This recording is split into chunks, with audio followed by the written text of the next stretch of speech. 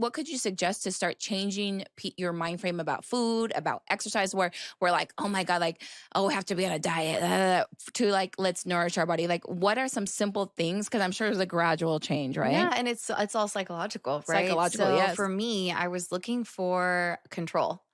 We're all looking for some kind of control in our right? lives, right? So what is that control for you?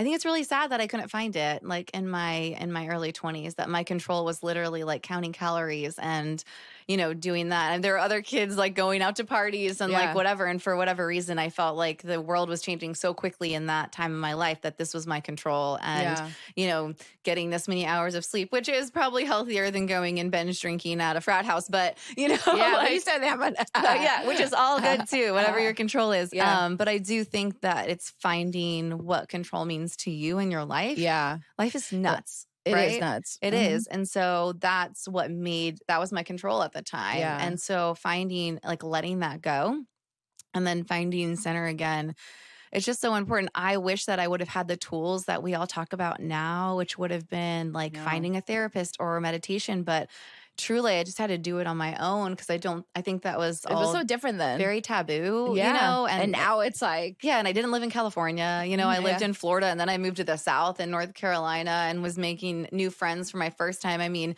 when you get in TV news in your first market, you're moving, I packed up my little Chevy Cavalier.